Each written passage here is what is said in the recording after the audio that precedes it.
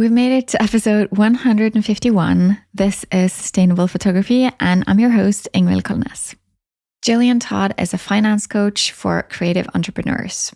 She also was the first ever person to be a guest on my podcast way back in episode number 2, so you should definitely go check that out. We were just in Norway together. She was in Kristen Sweeting and mine's study abroad. And we had such a good time. And it was just really nice to meet and hang out with someone you've known online for years.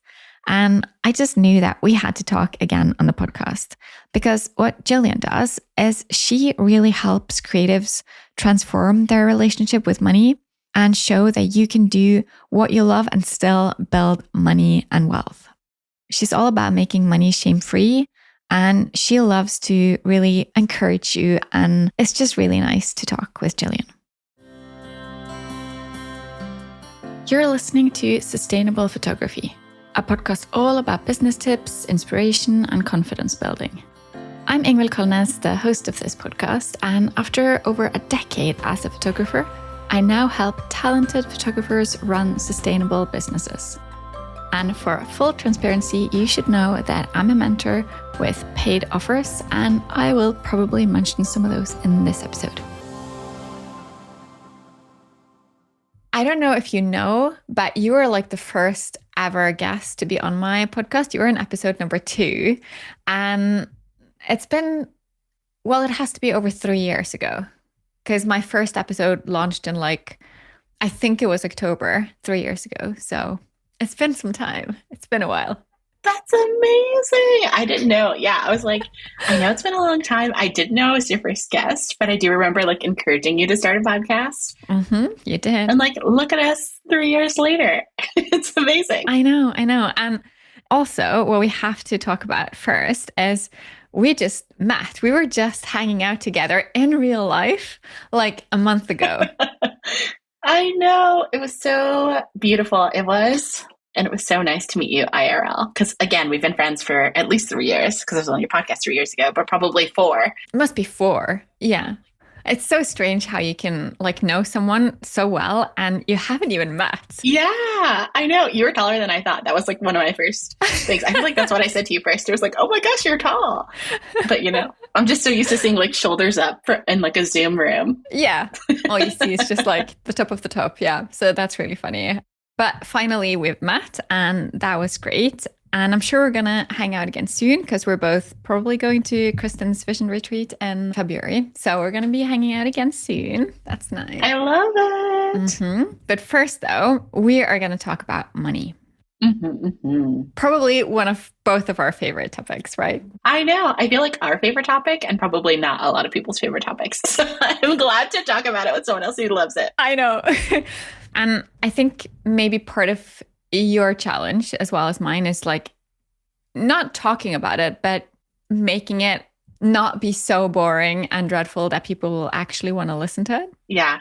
I think that's the biggest pushback I get is I don't really want to look at my money. I don't really want to talk about my money. Everyone's had a bad experience with an uncle or a financial advisor who mansplained money to them, and they just tune out. And so showing them that it doesn't have to be that way is definitely a big hurdle. Yeah. Because my interest in talking about money is, I think it's fun. I think it's motivating to look at numbers and see how they go up, and what I can tweak and change, and what I can do to kind of help people have a more profitable business. But your angle is probably a bit different, because you're both an accountant as well as a money coach, right? Yeah, absolutely. I also think it's really fun, Ingvild.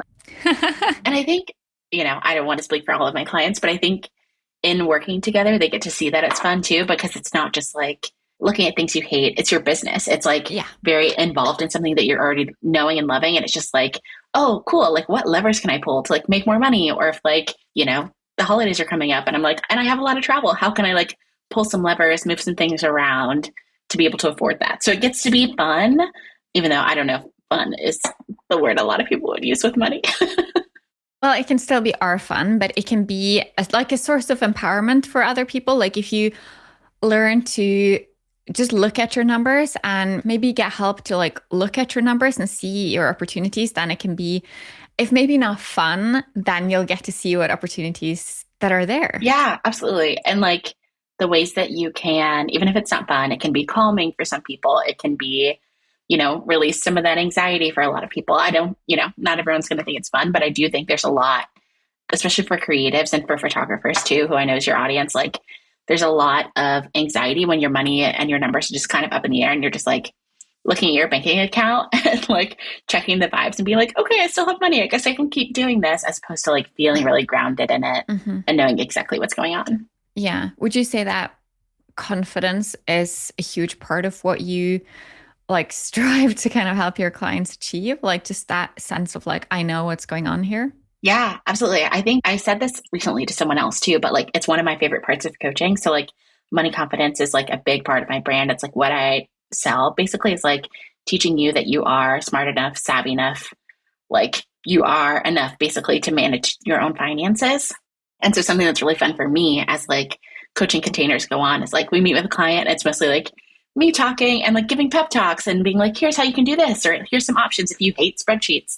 But then kind of like near the end of our like coaching container, they're like, oh, I think I want to do this. And I like pulled the projections and like, this is how much money it would make me. Like, what do you think about that? And I'm like, it sounds great to me. Like you've got it, And so that's a big part of my job. It's like not just like telling you what to do the whole time, but like really teaching you the skills so that you know how to pull the numbers, look at the reports you want to look at, and you know how to make decisions in your business.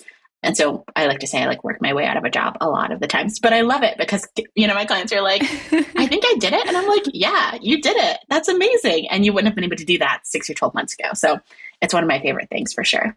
So what you do, is it like education? Like you actually go through numbers together and you show them how to do things? Or is it like more like cheering on and working on money mindset? Like what is it you do? Yeah, it's my favorite answer. It's a little bit of both, depending on where my clients are. So like I work with clients one-on-one. So it really is like, where are you at with money? Like, what do you need the most help with? And for a lot of people, it's like, maybe you're making great money and like you have an accountant or a bookkeeper who does the numbers for you and you're really working on like mindset. So you don't like spend all your money because you don't feel like you deserve it. Or like you're so afraid to spend it because you're like, what if it all goes away? So like sometimes mindset's really important. It's like I have a client, I'm like teaching her how to use her QuickBooks. So we like open up QuickBooks and she's like, I was reconciling, but then I ran into this issue. And like I was running my reports and looking at them. Can you help me like understand what this means? So like I go anywhere, again, depending on the client and like what you're working on, what's going on, what stage of business you're in. From like very tactical, like let's open up your QuickBooks and look at it together, to like what beliefs do you have about money and how can we challenge those to make your life easier? So it's very tailored to each person. Yeah. Okay. But just to kind of mention that as well, like when Jillian and I first met, you were one of the mentors in Kristen Sweeting's mastermind, and you were talking a lot about finances and systems. And one of the most important things I learned back then is to like have those systems in place and to make sure that you're always paying yourself and all that. Can you mention some of what you taught back then? Because to me, that made such a big difference. So I want everyone to have their finances in place in their systems. Yeah, I love it. A big part of what I do with clients is helping them develop their own money system. And like money system, I use kind of as like a broad term. It can be a spreadsheet. It can be QuickBooks. It can be like a profit first system where you're like have a certain amount that goes into certain bank accounts. I think where a lot of accountants differ is they have like the one right way and they want you to do it this way. And you're wrong if you don't do it that way. But because my clients are creatives and I know that your brains all work different ways, like the most important thing to me is that you use the money system. And so like, let's find a system that you like, that makes sense to your brain, that you're actually going to use, because that's the system you're going to get the most value out of. And there's lots of different money systems. So I'll just talk through some of them. So like cash flow is a really big system that I know a lot of creatives struggle with, of like, it's the fall, you're having a big wedding season, you're making lots of money. And then maybe the winter, you're not making as much money. And you're like, tend to get into that like flight or fright of like, oh crap, how am I going to pay my bills? Or like, do I have enough in savings? So like, that's a system you can have. And I have a couple of tools that like help people map out like, what are my high months? What are my low months? How can I save for that? How can I build another income stream to like buffer that so I'm not making $0 in December? So that's a really good one. I have like a taxes system. So like, how much are you putting away? Projecting how much you're gonna owe so that you're not surprised when you get your tax bill. there's lots of different systems that you can implement in your business. But again, like finding one that works with your brain and then actually using it, because like we talked about in the very beginning, like it's one thing to have like nice and pretty books to like give to your accountant at the end of the year to file your taxes. It's another thing to like have numbers that make sense to you that you can like operate your business off of, like that's really the value. So you can make decisions, feel good about yourself, and know you're making good money because you're working really hard and you deserve to be paid well for it.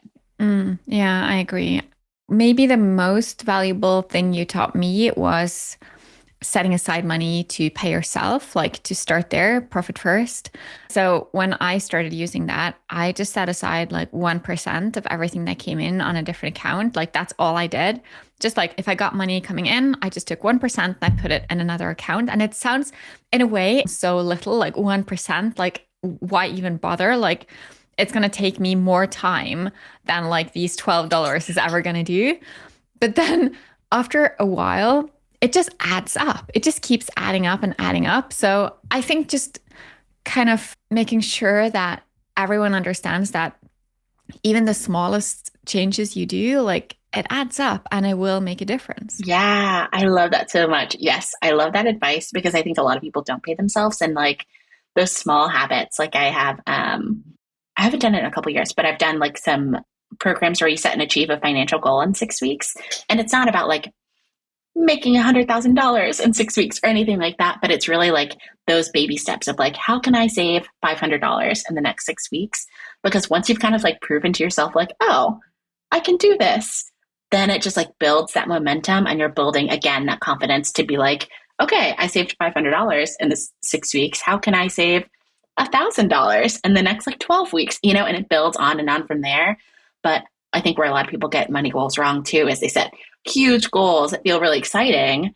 But then if you don't hit it or you don't have the systems prepared to set it up, then you beat yourself up and you're like, well, why did I ever think I could do that? And it just sets you back even further than kind of like you said, setting those small incremental goals of like, you might be looking at your bank account right now and be like, I can't pay myself, a quote unquote reasonable salary or what I'd make at a day job, but you might be able to set aside 1% or 5% and grow it from there.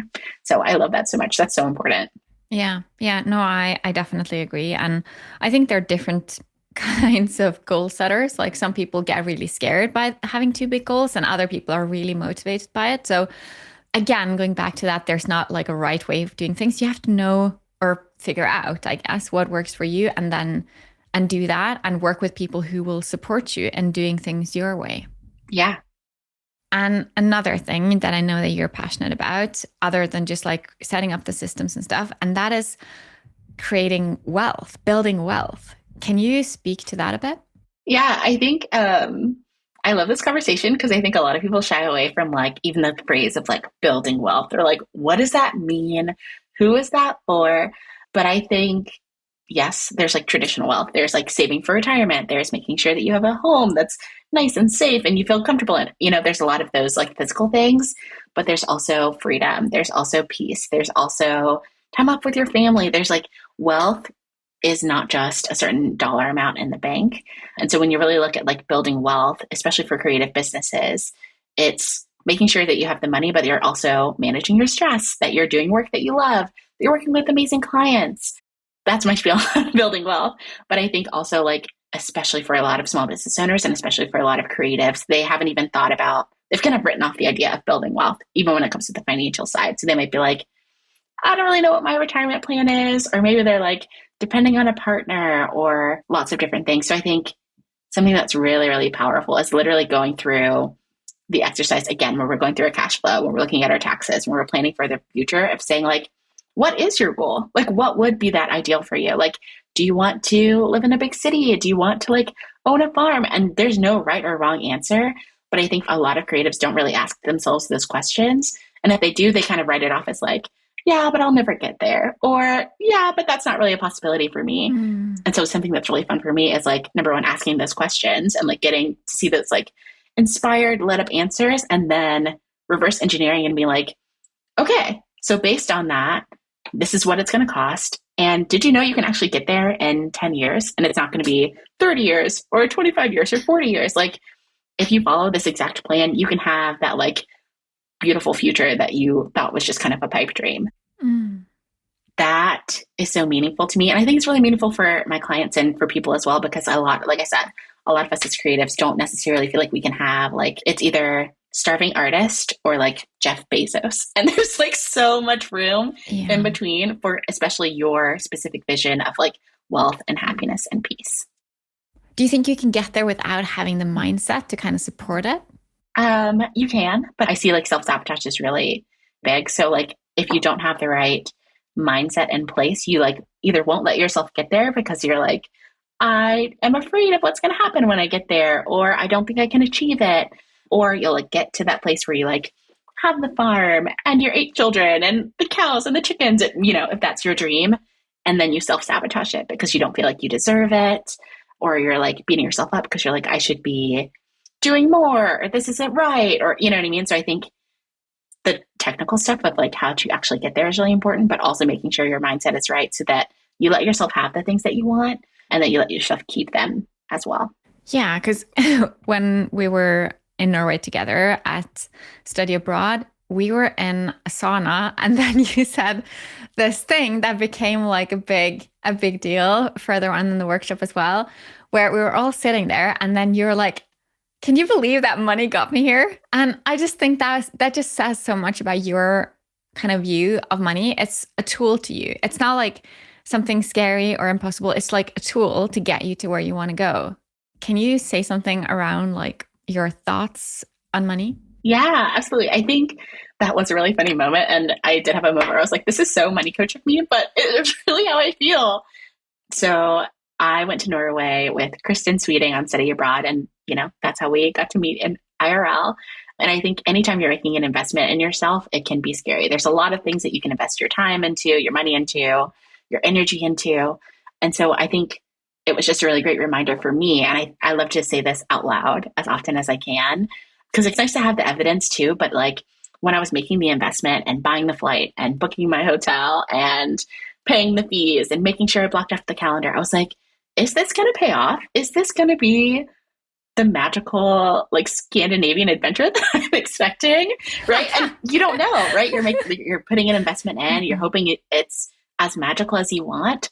And so for me, it's really nice to even like close the loop on the back end and be like, isn't it so cool? Like when, again, we were in the sauna and like looking at the fjords and like doing a sauna and cold plunge. And I'm here with all these amazing business owners. And I'm like, just feeling so grateful. And I was like, isn't it so cool that money brought me here?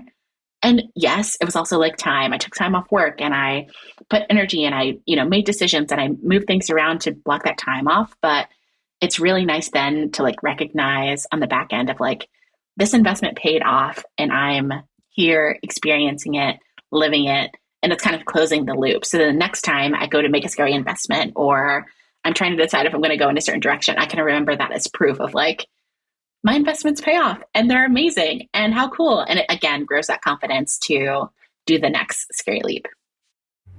I think that's so important because like there's the one side of it, which is kind of pushing you or urging you to make the decision to like make investment or whatever it is that you have faith will grow your business. But then there's the other side of it that we don't really ever talk about, where you've made the decision, but then you have to like kind of decide that it is actually going to make a difference. You're going to have to decide that I am going to make it work in like my favor. And it sounds like that is such an important part of it as well.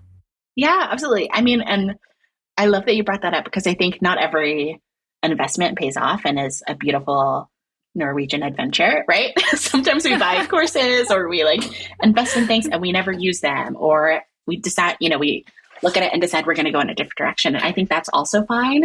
I think something that's really powerful, again, and building that confidence is like not looking at that investment and being like, oh my gosh, I'm so stupid. I shouldn't have bought this. I never even used it. But look at it as a lesson to be learned and be like, okay, what did I learn from this? I learned to trust my intuition because I was not so sure I wanted to invest in it. I grew my skills as a business owner because I was able to look at that and be like, this actually is not for me. And I'm not going to take this advice. Or I learned, you know, the kind of coach or program I don't want to have, right? So they're all lessons to be learned. But I think, and this is something I teach my clients a lot too, is like depersonalizing yourself from the experience. So it's very easy to like look at I guess not tying your worth as well into the experience. So like me having this beautiful moment in the sauna in Norway was not like, and I'm the best person ever, right? I was like, and this investment paid off and I'm really grateful and that's amazing, but that doesn't mean anything about me as a person. And I take that same attitude towards when things don't work out. If something doesn't work out for me, or like an investment doesn't pay off, or it doesn't lead to the opportunity I was hoping for, I'm not like, ugh, I'm such an idiot and I'm a bad business owner and et cetera, et cetera. Like, no, there's things to learn from it. But your worth, my worth, your worth, Ingvild, is not how the investment turns out, right? Like I know that I'm a whole person regardless of how these things turn out. And it's amazing when they work out. And there's things to learn when they don't, you know? Yeah. And I also think it's important to kind of recognize that you might not necessarily get the thing you thought you were going to get from an investment. And an investment can be so worth it, even though it doesn't pay off like financially. Maybe you got a new experience. Maybe you learned something new. Maybe, I don't know, there's so many things you can kind of learn and get when you invest in something. I think that's really interesting as well. Yeah, I love that a lot. I talked about that a lot with like business owners who are growing their team, like your new team member, whether it be an assistant or an associate photographer or someone like that, they can help you make more money, or they can reduce your stress, or they can help you on the back end. Like my assistant helps me take my dog to daycare, and that's a huge lift, right? Like I'm not getting late fees. I'm remembering to pick her up on time, but there's not a financial result in return of that investment. Maybe it's kind of the same, or maybe it's different, but just saving energy, like that's a huge thing as well. So yeah, maybe that's what you're also getting. Like you're not making money, but you're saving your energy, and then you can spend your time and energy doing other things, which again, probably can lead to getting more money. So yeah. Yeah, it's a circle. It all adds up. If you want help with your business, you still have time to sign up for the Sustainable Photography Program. We start on December 1st, and this year we've got such a lovely group of photographers working together towards their goal. So far, the students who've been part of the Sustainable Photography Program have achieved great things like doubling their revenue, quitting their jobs, booking out their highest packages, and freeing up time to spend with their families instead of working nonstop. If you'd like to know more, you can check out ingvildkolnes.com/sustainable, or you can DM me on Instagram. You'll find me at Ingvild Kolnes. That's INGVILDKOLNES. So when you work with creatives, looking at their finances and stuff, do you have any like tips on how we as creatives can look at our books, our finances, our bank accounts without getting that overwhelming feeling like, I don't know what I'm looking at. I don't know what I'm supposed to do here. How can we do that? Yeah, there's like different steps, I would say, depending on where you are. If you're like a person who just like checks their bank account and vibes, something that can be really helpful is even just like downloading an app. So there's lots of different budgeting tracking apps. I love Monarch. If you want to just, I have a referral code if you want to check it out. But getting used to even like watching what's coming in and out of the bank account and not just looking at the balance. Because I think for those people who are just checking their balance and be like, okay, cool, I have got $3,000 in the bank account, I'm good to go. I'm going to keep doing what I'm doing. But you're not really watching for those trends. Something that I found is really valuable, even if you don't make a detailed budget or outline every expense and income in QuickBooks, is just watching for those patterns, because I think there's a lot of data in the patterns, right? So you might be getting a coffee every day and paying your assistant and buying film and going to shoots and, buying gas and buying your client a coffee. When you start to look at all of the things that add up, you're like, okay, this is where money is leaking out of the business that I wasn't noticing. Here's where maybe a client said they were going to Venmo me and they didn't actually Venmo me. So you're missing out on revenue. Literally looking and being more observant of those patterns can be mind changing, can be world changing. And I think the more you notice those patterns, the more inclined you are to change them, right? So I'd say if you're a person who's just looking at your bank account and like, I just look at my bank account and vibe, start even just looking at the bank statement, getting an app that tracks the transactions, and not promising yourself you're going to do anything with it right away. So I think a lot of people love to pretend like it's about to be the first of the month. And they're like, this month, I'm going to not spend any money and I'm going to make tons of money. And, same thing at the beginning of the year. I think we love to be really ambitious. But I think something that's really important to me, and like we talked about earlier, is like looking at those really baby steps, making sure the habits that you're building are sustainable photography, so that you actually can do them over time, because that's where you're going to get the most value out of it. Yeah. Would you say that like looking at your numbers and keeping track, is that your way of making sure that your business is sustainable, or what's your secret?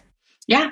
I look at my numbers every single month. I do my own bookkeeping, and something that's really important to me and really nice is like, number one, not having a bunch of homework when I have to do my taxes at the end of the year, and like having done it along the year. But you really can get information by looking at your numbers of like, I don't know if you felt this, Ingvild, but sometimes I look at my numbers at the end of the month and you're like, oh my God, I didn't realize I had such a great month this month.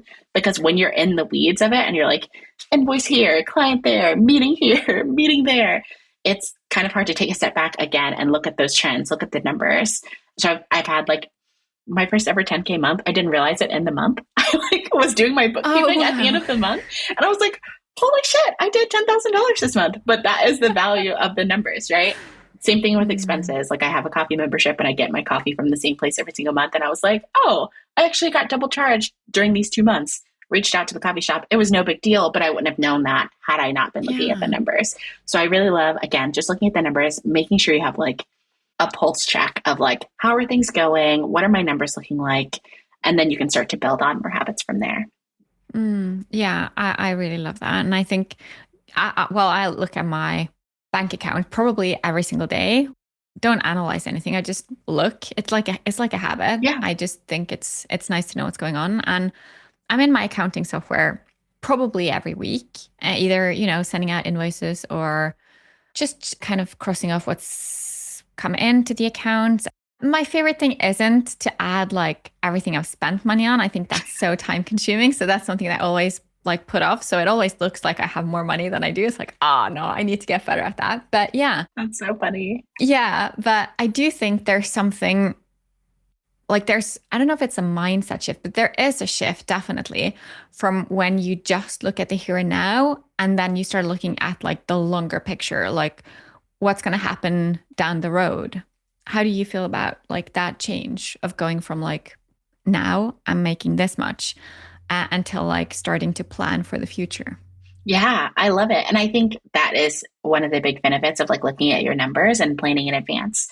Something that I tell my clients, we have like a spreadsheet helping you like track your revenue through the year. So you kind of know like, summer's not my busy season. I know I'm going to be making lots of money in the summer. I'm not worried about it. But like maybe in December or maybe in February, things are going to be a little slower and I'm going to be like panicking a little bit. So how can I prepare for that now?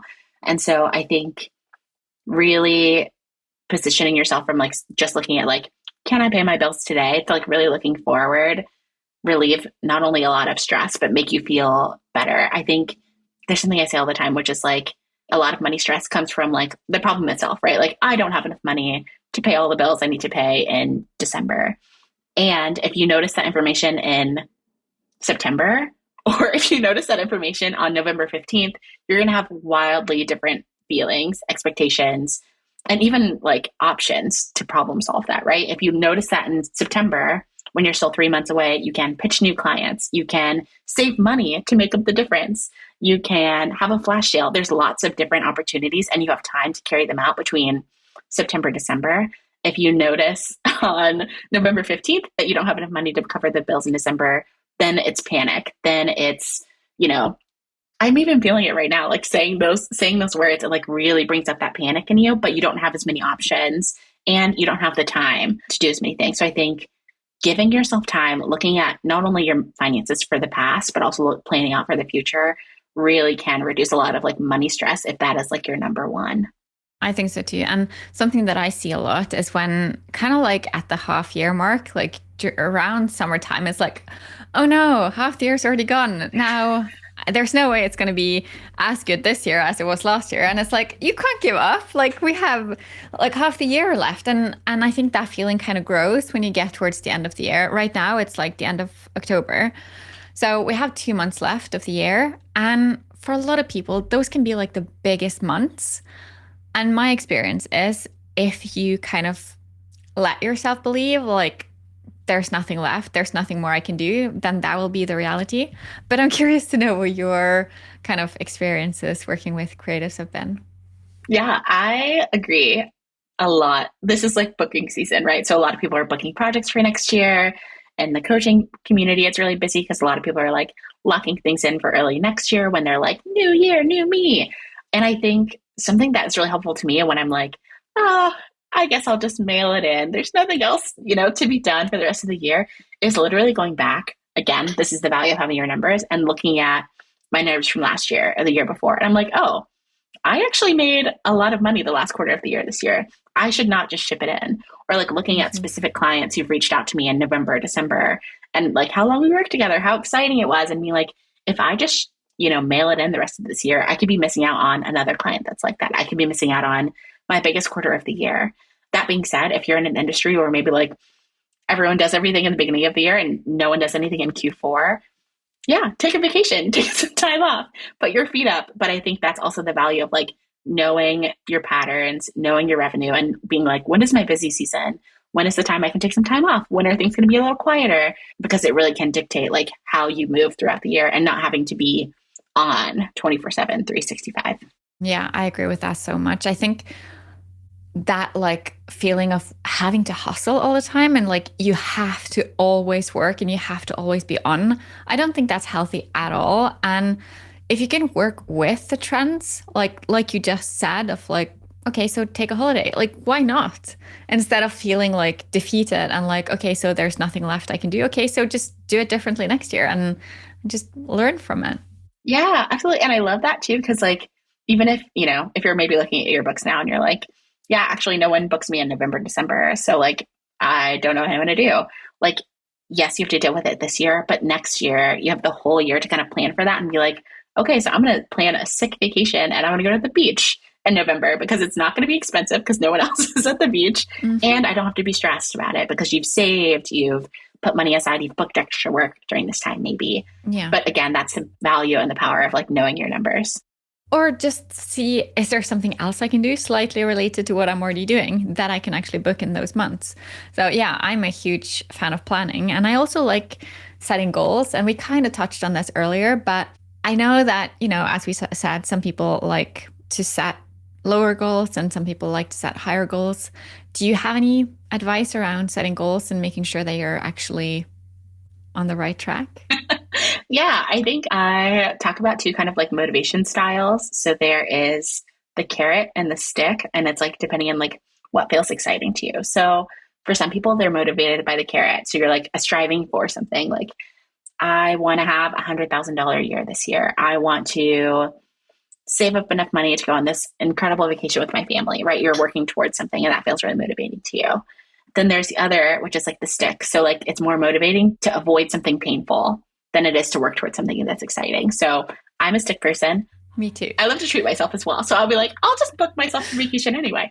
So for me, when I'm setting goals, it's not about what am I working towards, it's what I'm working against. So for me, it's like, I was feeling really stressed about money and I don't want to feel that way anymore. So what do I need to do going forward? Do I need to raise my rates? Do I need to book more work? Do I need to plan further in advance? It's really motivating for me to like avoid pain or avoid those negative things than like being like, if I make this amount, I'm going to go on vacation or I'm going to do this. So I think looking at when you've accomplished a goal before is a really good way to like be aware of your motivation style. Cause it's one thing to be like, yeah, I love a fancy vacation, but like actually look at the, the data, look at how you behave in the past. When you really made significant change, was it because you were really excited about a future possibility or you're like, this sucks and I never want to do this again. So I'm going to make some changes.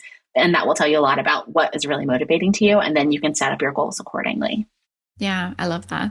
I also think it's really important to kind of note that if you have a goal and you don't reach it, that's okay. Like, there's not actually a special prize if you hit the goal or if you're like a little bit away from it or a lot away from it, because as long as you work towards it, then that is the most important thing. I just think it's really important to note that because so many people get really upset if they don't reach their goals and it's not really a big deal. Yeah, I had a recent talk like this with someone else and I was like, it's like when you realize that you're an adult and like your mom and your teacher is not going to be like, I'm disappointed in you that you didn't get straight A's, like we're adults and like you're not in trouble. It's going to be fine. You'll just like set a new goal. You'll learn from the lesson and you'll move on. Mm-hmm. You're not going to get in timeout. I promise. Yeah. Yeah. No, I think that's great. It's nice to just say it out loud as well. Like we probably all know, but just having almost like that permission to like, oh, actually, nothing bad is going to happen. Yeah. Yeah. Another thing that, well, I don't really do it, but I know that a lot of people find it helpful, and that is budgeting. How do you recommend using budgeting as a tool? Do you even recommend it? Yeah, I do recommend budgeting. Like everything, it's about the clients. So I have some clients who like love a spreadsheet.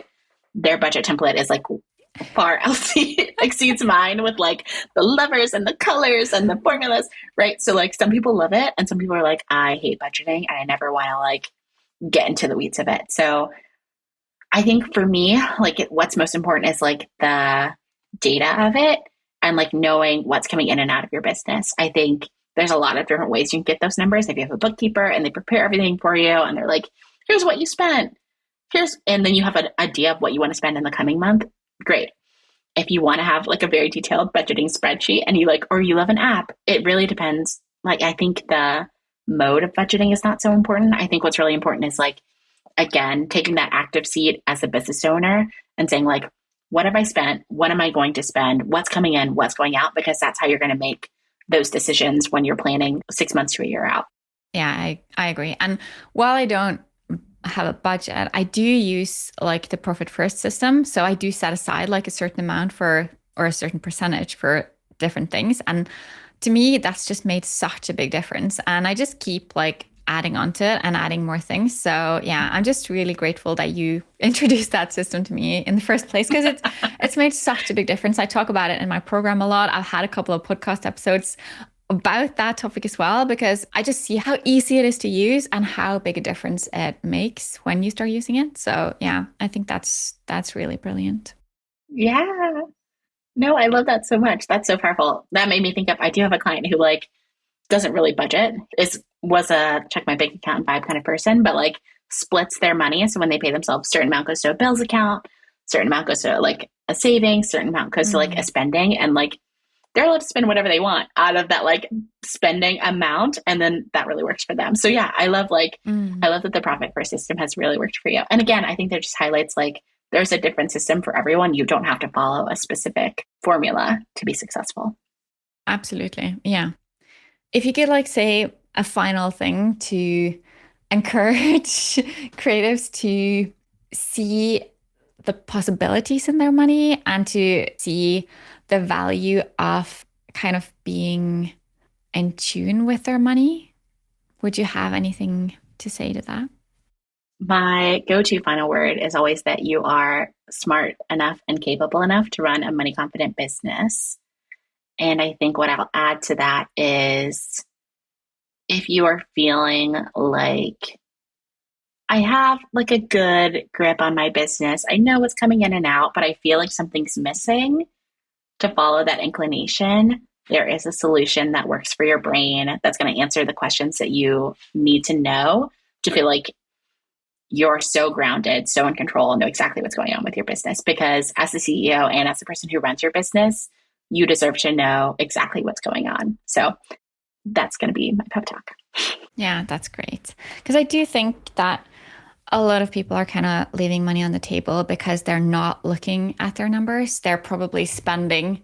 I think that's the most common thing I see, people spending way too much on things they don't really need instead of paying themselves and instead of investing in things that can actually give them the advantage that they want. And I just think like looking at your numbers, that's probably the first step.